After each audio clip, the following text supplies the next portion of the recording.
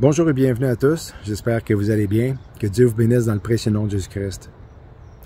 Eh bien, on est le 1er octobre 2023, on est dimanche, et puis c'est la journée qu'on va à l'église, la famille, et j'avais à cœur de faire une vidéo, et puis je vous la fais avant de me préparer pour aller à l'église, parce que dans ma dernière vidéo, j'avais mentionné que l'été se terminait le 23 septembre et j'avais complètement oublié que en Israël, c'est différent parce que il y a deux saisons en Israël. Il y a l'été et puis l'hiver et c'est biblique. Et puis j'ai fait mes recherches et l'été se termine cette année en Israël le 29 octobre. Je m'étais dit, avant de découvrir ça ou de repenser à ça, c'est que étant donné que l'été était terminé, eh bien, la vision d'Amos au chapitre 8 ne pouvait pas s'appliquer si l'été était terminé, parce qu'on retrouve dans le passage que la vision comporte un panier d'été, un panier de fruits d'été. Et puis ce chapitre-là fait référence aux derniers jours, aux 7 ans de tribulation, et la fin pour le peuple d'Israël. La fin dans un sens que Dieu ne passera plus au-dessus d'eux. C'est ce qui est mentionné dans le passage. Qu'est-ce qui est vraiment spécial, c'est qu'on a cette éclipse-là le 14 octobre qui semble indiquer que ce pourrait être Apocalypse 18 et la destruction de Babylone qui va se produire. C'est ce que j'ai à cœur. On va voir. Parce que là, on a l'éclipse qui forme, qui ressemble à un anneau de mariage, qui va être projeté dans le ciel, et puis qui va avoir une trajectoire au-dessus des États-Unis d'Amérique, traversant le Texas pour une durée de 5 minutes à 100%, que la ville de Corpus Christi, au Texas, va pouvoir être témoin. Pendant 5 minutes, c'est la durée la plus longue pour une région de voir l'éclipse dans sa totalité. Et Corpus Christi, en latin, veut dire corps de Christ. Donc, c'est pas rien. On est le corps de Christ, ceux qui ont mis leur foi en Jésus-Christ, qui font partie de l'Église et l'épouse de Christ. Pas seulement ça, mais la trajectoire va se terminer en traversant le Brésil, en Amérique du Sud, pour finalement avoir comme dernière ville Natal, au Brésil. Natal signifie naissance.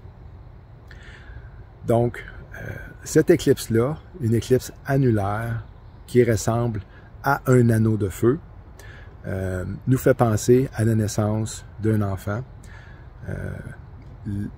L'anneau de feu est une expression qui est utilisée pour lorsque les femmes accouchent et que le bébé sort à travers le vagin, et puis la femme ressent des douleurs plutôt assez fortes. Et puis, on a appelé ça l'anneau de feu. Quand même spécial. Bon, ben, il a fallu que je change de place parce qu'il y avait un monsieur qui est arrivé avec ses 2 chiens puis qui voulait lancer la balle à ses chiens parce que je suis dans un parc à chiens. Et puis, c'est bien correct, j'ai changé de place et puis on va juste continuer comme ça ici. Là, je voulais faire suite à l'éclipse parce que on n'a pas seulement l'éclipse qui va se produire le 14 octobre, et puis en passant, il n'y aura pas d'éclipse annulaire jusqu'en 2039. Petite parenthèse comme ça. Et puis là, on a aussi des simulations de scénarios de guerre nucléaire qui va se produire en Russie. Là, ça, c'est une autre étape où est-ce qu'ils sont rendus parce que, bon, l'année passée, ils ont commencé à déplacer ou à mettre en place des missiles nucléaires dans leurs emplacements pour être prêts à être envoyés. Aussi, l'été passé, je crois, ils ont fait un scénario ou une pratique de guerre où est-ce que les gens allaient se placer dans les abris souterrains. Et puis là, on a maintenant une simulation d'un scénario de guerre nucléaire. Et puis, ils disent que c'est une pratique parce qu'ils pensent que les États-Unis vont les attaquer. Bon, c'est quand même pas rien. Ça coûte beaucoup d'argent. Militairement, on fait pas ça pour s'amuser. Je le sais, j'ai été dans la marine. Et puis quand on se pratiquait, c'est parce que c'était dans l'éventualité que on passe à l'action de façon réelle. Donc, c'est ce qui va se produire le 3 octobre, selon la Russie.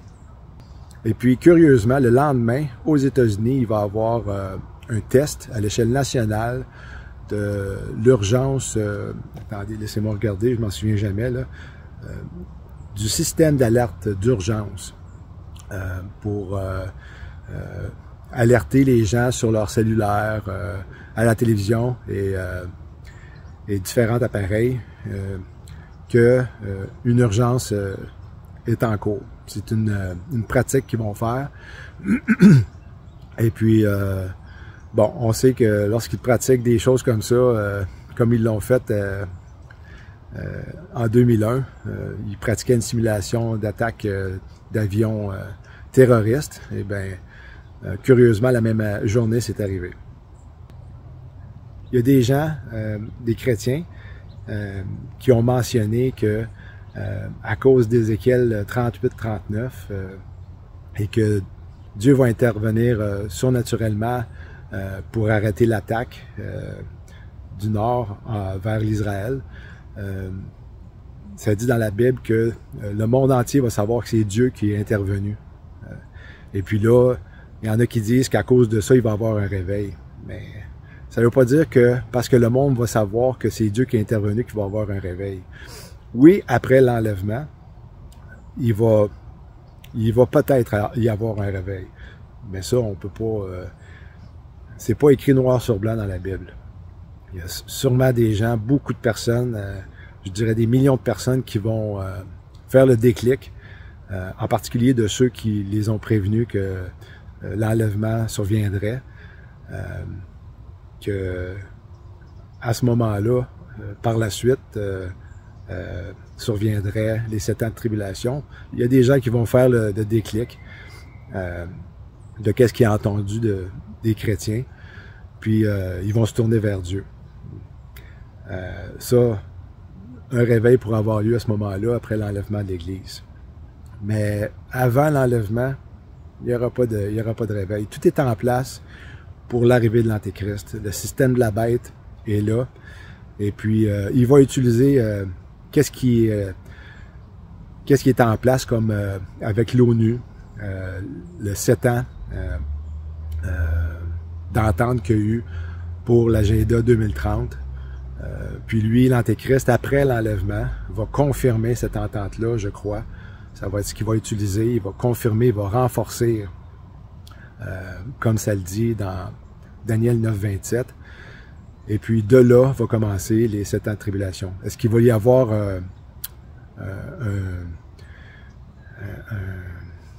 une période entre l'enlèvement et le début des tribulations? Peut-être, parce que je serais très surpris que la même journée, lors de l'enlèvement d'Église, si c'est la destruction de Babylone, l'Antéchrist confirme ou renforcer ce traité-là la même journée, je serais très surpris. On a aussi la situation des immigrants, en Italie en particulier, qui rentrent par centaines quotidiennement. Mais le pire, et puis ça c'est prophétisé dans Jérémie 51, que les sauterelles vont pousser des cris de guerre. C'est dernièrement, il y a quelques jours, Elon Musk a fait une vidéo prouvant qu'il y a des milliers de personnes qui rentrent dans le pays sans restriction. Et puis, il y avait même garde de la côte frontière qui disait que depuis 2 ans, il y avait eu au moins 2 millions de personnes qui étaient entrées dans le pays. Et puis, ils peuvent rien faire. Ils sont une douzaine de gardes comme ça, à les regarder entrer sans pouvoir rien faire. Donc, il y a définitivement des évidences que tout ça va amener un chaos. On vit dans une période très spéciale. Il faut activer notre foi. Et puis, sachez que si vous êtes un enfant de Dieu, si vous êtes sauvé, si vous êtes né de nouveau, vous allez être enlevé. Et puis ça, c'est pas prêché dans la plupart des églises, même que c'est très décevant. Sauf que, moi je vous l'affirme, je suis convaincu que tous les croyants vont être enlevés. Écoutez, si vous êtes sauvé, vous avez dû nécessairement naître de nouveau. Vous êtes devenu une nouvelle création. Comment est-ce que vous voulez défaire ça? Vous ne pouvez pas dire je ne veux plus être cette création-là. Lorsque vous naissez de nouveau, vous êtes une nouvelle personne. Vous êtes un enfant de Dieu. Et puis, Dieu vous a dans sa main, et puis il n'y a personne qui peut vous ravir de ça. On a été scellés du Saint-Esprit en tant qu'enfant de Dieu. On est scellés jusqu'au jour de la rédemption. La rédemption, en grec, est délivrance. Donc, jusqu'au jour de l'enlèvement, notre rédemption de notre corps, on est scellés du Saint-Esprit. Il y a toutes sortes de personnes dans l'Église, toutes sortes de genres de personnes. On est tous scellés du Saint-Esprit, mais c'est à nous de choisir si on veut être obéissant ou pas. Et parce que on est encore dans notre chair, il y a une lutte, il y a une bataille spirituelle. Et puis, c'est à nous de choisir si on veut être obéissant ou pas. Et c'est pour ça qu'il va y avoir le tribunal de Christ et que chaque personne va avoir des récompenses selon leur obéissance. Et il faut toujours s'en remettre à la parole de Dieu. Il y a des gens qui prétendent que c'est à nous de se sanctifier et de remplir nos lampes, mais dans notre chair, de notre propre nature, on ne peut pas se sanctifier. Et la parole dit le contraire. C'est le Saint-Esprit qui nous sanctifie. C'est pas nous qui nous sanctifions. On a été rachetés par le sang de Jésus. On a été justifiés par son sang. On est rendu juste. On a été justifiés par notre foi en Jésus-Christ. Parce qu'il a accompli l'œuvre à la croix, c'est-à-dire qu'il a payé pour nos péchés, parce que en tant qu'être humain, lorsqu'on naît de notre mère, on est pécheur. On est déjà corrompu. Et puis, parce qu'Adam et Ève ont péché dans le jardin d'Éden, lors de la tentation de Satan, le corps est devenu mortel. Au début, ce n'était pas supposé être le cas. Adam et Ève devaient vivre éternellement. Mais parce qu'ils ont péché, la parole dit que le salaire du péché, c'est la mort. Donc, le péché a amené la mort dans nos corps. Mais Jésus, à la croix, a payé pour nos péchés. Il a tout accompli. C'est par son sang qu'on est justifié. C'est pas par nos œuvres. Et puis, il y a plusieurs personnes qui utilisent Matthieu 25 pour dire qu'il faut remplir nos lampes, sinon on ne sera pas enlevé. Il y a 50% de l'Église qui va être enlevée. Mais Matthieu 25 n'a rien à voir avec l'enlèvement. Parce qu'il suit Matthieu 24 qui fait la description des 7 ans de tribulation. Et puis ensuite, ça dit au chapitre 25, « Alors, le royaume des cieux sera comme 10 vierges. » Alors, suite au chapitre 24, « Alors, le royaume des cieux. » Le royaume des cieux est le millénium. Et lorsque Jésus va revenir sur terre, et puis qui va juger, qui va faire le tri entre les boucs et les brebis. Parce que les vierges, dans Matthieu 25, en grec, la signification est qu'ils sont non mariés. Et puis, l'épouse de Christ, les enfants de Dieu, sont mariés. Ça ne peut pas être l'Église dans Matthieu 25. C'est pour ça qu'il faut faire ses recherches. Il faut aller dans l'original. Et puis, il y a plusieurs Bibles, je dirais la majorité des Bibles. Je ne peux pas le prouver à 100%, là, mais je dirais que toutes les Bibles, à partir de King James, ont été modifiées. C'est-à-dire qu'il y a eu un mot qui semble dire une chose, mais qui, dans l'original, n'est pas la même chose. Donc, c'est pour ça qu'il faut aller voir l'original. Et puis, le mot « marié » ou « vierge » dans Matthieu 25 signifie « non marié ». Donc, si vous êtes un enfant de Dieu, comme Paul l'a mentionné aux Corinthiens, après avoir fait mention des membres de l'Église qui vivaient dans le péché, mais tous seront enlevés. Tous seront enlevés. C'est pas par nos œuvres qu'on est sauvés, Éphésiens 2, 8, 9, mais par la foi en Jésus-Christ. C'est la foi qui nous sauve. Le larron à la croix, aux côtés de Jésus, n'a pas pu démontrer son amour envers lui en faisant des œuvres pour aller au paradis. Jésus lui a dit, ce jour même, tu vas être au paradis avec moi. Il ne pouvait pas rien faire, il était cloué à la croix. Vous prenez une personne qui a une révélation de Jésus-Christ, que le Saint-Esprit convainc de justice et de péché sur une île déserte, qui n'a pas la Bible, qui ne peut pas lire la parole de Dieu. Comment est-ce que cette personne-là, selon certains chrétiens qui disent qu'il faut agir par les œuvres pour être sauvé, comment cette personne-là, sur une île déserte, peut savoir ou peut faire ce qu'il faut faire selon ces chrétiens-là pour être sauvé? C'est la foi qui sauve. Satan veut nous voler notre joie. Il veut qu'on soit dans la défaite, qu'on soit dans la crainte, qu'on n'ait pas de confiance en nous. Mais il faut se rappeler que c'est Jésus qui a la victoire.